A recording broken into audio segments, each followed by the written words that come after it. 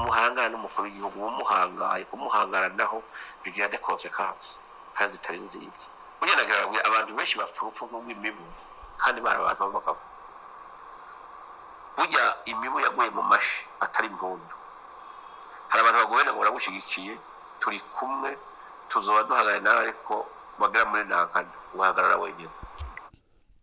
Isidori Mbayahaga uwiyita umukozi w'Imana ashimangiye ko Faustin Ndikumana agiye kwicwa nk'umubu ndetse akaba yamwagirije ibyaha bikomakomeye arimwo gutuka umukuru w'igihugu, kugerageza kugumura abanyagihugu ndetse no kugerageza gutembagaza ubutegetsi bwitorewe n'abene gihugu. Ibi Faustin Ndikumana akaba abyagirizwa n'uwiyita umukozi w'Imana Isidori Mbayahaga, ariko benshi bamaze kubona ko atari umukozi w'Imana ahubwo ari Nsumirinda, ndetse benshi bakemeza ko ahubwo uyu ari wari ukwiye gutabwa mu mvuto kuko ntahanura umukuru w'igihugu ahubwo avuga amajambo ateye isoni ndetse ababaje. Mwibuke mbere yuko Bunyoni afatwa yamwise ibibyoti ndetse amuvugaho amajambo akomeye cyane ateye isoni. Ibyakurikiye mwarabibonye. Ubu Bunyoni ararembye cyane ndetse biravugwa ko yoba yararozwe na Perezida Evariste Ndayishimiye. Uyu munsi uwo Ndayishimiye ashaka guca umutwe wese abinyuza kuri uyu wiyita umukozi w'Imana Isidori Mbayahaga, aho Mbayahaga aza akavugira umukuru w'igihugu ndetse akavuga amajambo akomeye ndetse ateye isoni, aho benshi mu Barundi bibaza koko niba uyu ari umukozi w'Imana cyangwa se ari umukozi wa leta, ariko benshi bakemeza ko uyu Isidori Mbayahaga ari Nsumirinda ndetse ariko bikunze kugaragara mu myaka myinshi amaze mu gihugu cy'u Burundi, kuko ntibyumvikana ukuntu yageze muri CNDD-FDD avuye mu wundi mugambwe, ndetse benshi bakemeza ko n'uyu munsi ubutegetsi buhindutse yaba uwa mbere mu kuyoboka ubwabari bwuje ndetse akaba n'uwa mbere mu gutuka ubwagiye agaragaza ibitagenda neza. Ibi byose bikaba byerekana ko ibintu biriko birabera ngaha mu gihugu cy'u Burundi biteye ubwoba, ndetse benshi bakaba bavuga ko Ndayishimiye nahirahira agakora kuri Faustin Ndikumana ibara rizaba riguye, kuko Faustin Ndikumana Abarundi bamufata nk'umuntu ubasha gushikiriza agashavu bafise ndetse ubasha kwerekana ingene ubutegetsi bwa Ndayishimiye buriko burica igihugu. Akaba ariyo mpamvu abatari bake batazigira bihanganira umuntu uzigira ugerageza kugira ico akora kuri Faustin Ndikumana, ndetse benshi bakavuga ko Uburundi bwari bukeneye ba Faustin Ndikumana barenze umwe, kuko biboneka neza ko igihugu kigeze mwibarabara ndetse bikaba biboneka neza ko ibintu bikomeye cyane. Ni byinshi twabateguriye, aho tuza no kugaruka ku mugambi ukomeye cyane, umugambi karundura uri gukorwa n'abakozi b'iperereza bakora ku kirimba c'umukuru w'igihugu, aho bari kwiga ingene bakandagura Faustin Ndikumana ariko ntibigaragare ko ari ubutegetsi bwabikoze. Ibi byose bikaba byamenyekanye aho twaganiriye n'umwe mu bakozi b'iperereza akaduha ingene biriko birategurwa, ndetse nuko Ndayishimiye yifuza ko Faustin Ndikumana yagandagurwa ariko ntibimwitirirwe. Ibi byose tukaba tugiye kubashikiriza tunyuze kuno muyoboro wa YouTube Shiramatsiko TV, umuyoboro udushikiriza inkuru n'ibiganiro utaronka ahandi. Abatari bake baribaza koko niba uyu uyita umukozi w'Imana koko ari umukozi w'Imana. Benshi bakavuga ko ari Nsumirinda. Birababaje cyane aho umuntu yitwa ngo ni umukozi w'Imana akoreshwa mu bintu bibi. Ejo bundi uyu mugabo Mbayahaga niwe yakoreshejwe kuri General Bunyoni, yamwise igibyoti ko bigiye kumererwa nabi nta minsi yahaciye Bunyoni adafashwe. Ubu rero yaraye atangaje Faustin ko umwanya n'undi ashobora kumererwa nabi. Ubu ariko amwagiriza ibyaha bihanwa n'amategeko mu gitabo mpanabyaha, gutuka umukuru w'igihugu, gushaka kumutembagaza. Wewe avuga ko ariko ashaka abanyagihugu bagumuke, aho yavuga ko bahanura abasenyeri. Mbayahaga we yagiriza Faustin Ndikumana ko yavuze kurya mu gushaka kuvuga ko bazana uwundi ashoboye gutwara igihugu. ariko ibyo Faustin Ndikumana yavuze ntaho bihuriye n'ibyo umukuru w'igihugu yamuvuzeho aho yinjiye mu buzima bwe bwite ndetse akamwita ikiburirane, akamwita amagambo menshi ateye isoni. Ariko ibi byose uyu wita umukozi w'Imana ntiyigeze abivugaho, ahubwo yakomoje ku mpanuro Faustin Ndikumana atanga aho yahamagariye abegereye umukuru w'igihugu, ni ukuvuga abahanuzi be, agahamagarira abahoze ari abakuru b'ibihugu gukora ibishoboka byose bagahanura umukuru w'igihugu kuko agejeje igihugu ahatemba. Iri terabwoba rya buri munsi uyu aho guhanura aba nibo hubwo umukuru w'igihugu yarakwiye gufunga.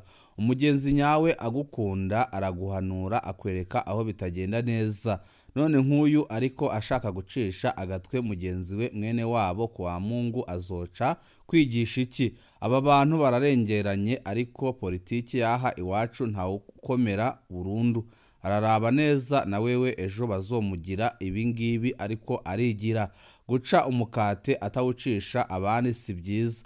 Faustin ntaco yakoze kibi, yarahanuye, yatanze intererano, nayo kumwica kumupfunga si wo muti.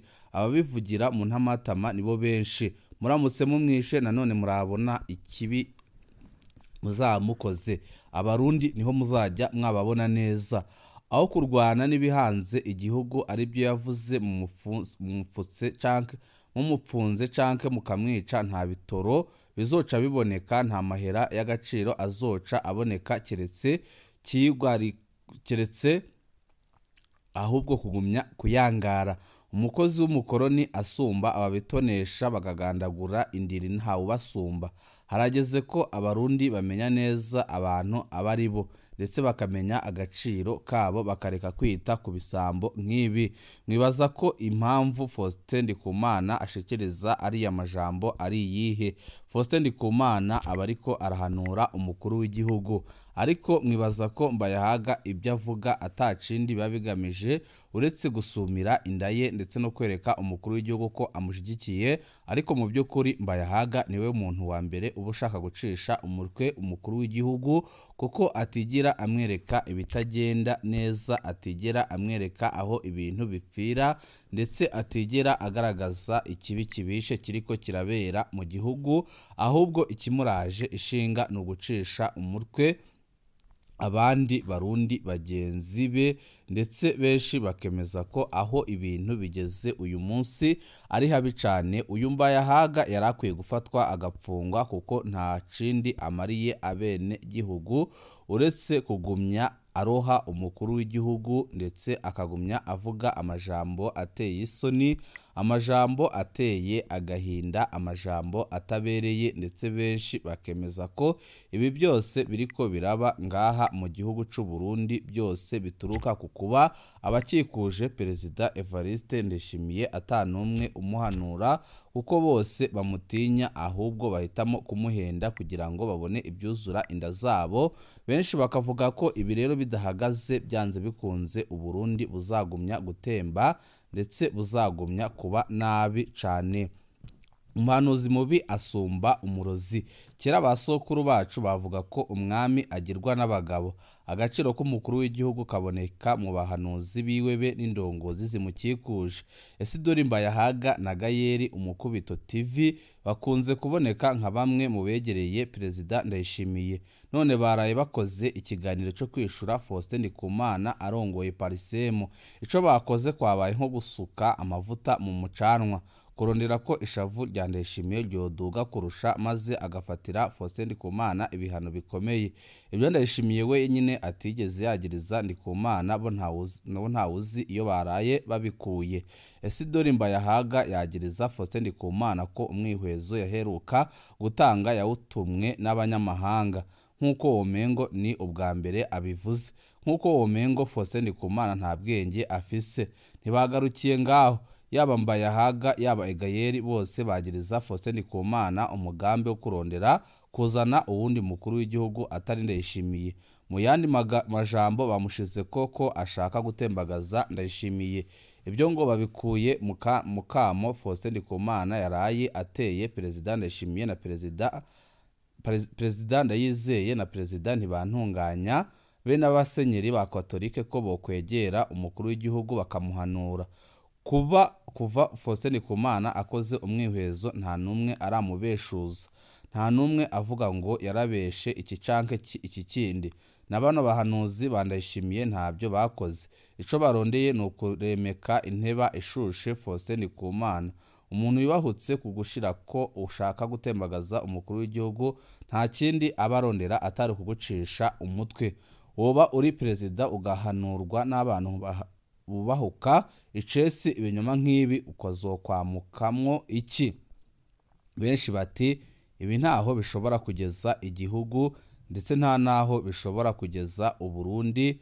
Benshi bati igihugu ahubwo bariko baragitembya, ndetse benshi bariko barabona neza ko Ndayishimiye ataco akora kubera ko abahanuzi be ataco bamubwira. Mu by'ukuri Faustin Ndikumana asaba Perezida Ndayishimiye na Perezida Ndayizeye na Perezida Ntibantunganya be n'abasenyeri ba Katolike ko bohanura Perezida Ndayishimiye. Mu kiganiro yatanze, Faustin Ndikumana avuga ubwa mbere ashima ko ubutumwa bwiwe bwashikiriye umukuru w'igihugu. Ikindi ashima nuko atamutegetsi numwe yigeze abeshuza ibyo yavuze, nta numwe yigeze amwagiriza ko yabeshe.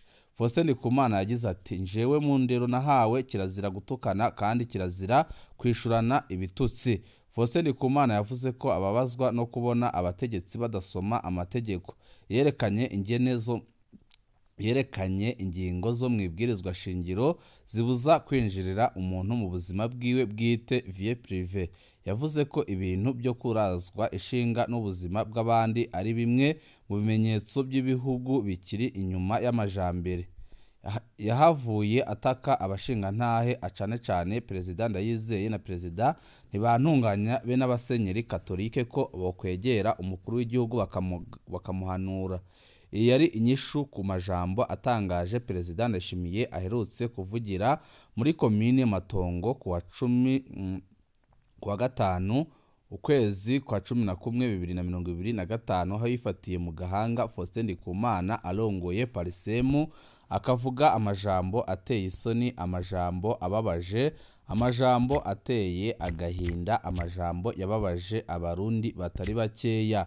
Umugambi uhari nuwo kwica uyu Faustin Ndikumana bikozwe n'iperereza rikorera ku kirimba c'umukuru w'igihugu. Amakuru dufise akaba yemeza ko Perezida Evariste Ndayishimiye n'akarwike bariko barategura igandagurwa rya Faustin Ndikumana, ariko bakabikora mu ruyeri rukomeye cane, ndetse bakabikora ku buryo perezida atazigera yagirizwa ico caha. Ibi byose bikaba biriko biraba mu gihe Faustin Ndikumana ari umugabo ukunze kwerekana amabi akorwa n'ubutegetsi, ndetse ukunze kwerekana ibibera mu gihugu c'u Burundi, agakunda kunegura abategetsi. Benshi bakavuga ko ibyo Faustin Ndikumana ashikiriza biba bitekerezwa n'abarundi benshi ariko batagira aho bavugira. Ibi byose bikaba aribyo bituma Ndayishimiye ashaka kugandagura Faustin Ndikumana, ndetse ibi byose akaba aribyo bituma Perezida Evariste Ndayishimiye yibasira bikomeye cane Faustin Ndikumana, kuko Faustin Ndikumana ntahema kugaragaza ikibi kibishe kiriko kirabera mu gihugu c'u Burundi, ndetse ntahwema kugaragaza ko ubutegetsi bwa CNDD-FDD bugejeje igihugu ahatemba. Amakuru dufise twakuye kukorera iperereza ku kirimba c'umukuru w'igihugu aremeza ko uwo mugambi uhari wo gutembagaza wo gukandagura Faustin Ndikumana, ndetse akavuga ko uwo mugambi ugeze kure. Baravuga ngo Faustin Ndikumana yakoze ikibi, ngo yamaramaje ngo umukuru w'igihugu ngo yagize ate, ariko amajambo Ndayishimiye nawe yamuvuzeho n'amajambo atabereye, ndetse n'amajambo ateye isoni, amajambo agaragaza ko nta ndero afise, ndetse amajambo agaragaza ko Perezida Evariste Ndayishimiye ibyo byamaze kuyangara ku rugero ruteye ubwoba, aho benshi bemeza ko adakwiye kuba umukuru w'igihugu, ndetse benshi bakavuga ko ibintu biriko biraba mu gihugu c'u Burundi biteye ubwoba. abashobora gutabara bari bakwiye gutabara amazi atararenga inkombe. Ibihe byiza nibyo nabipfurije.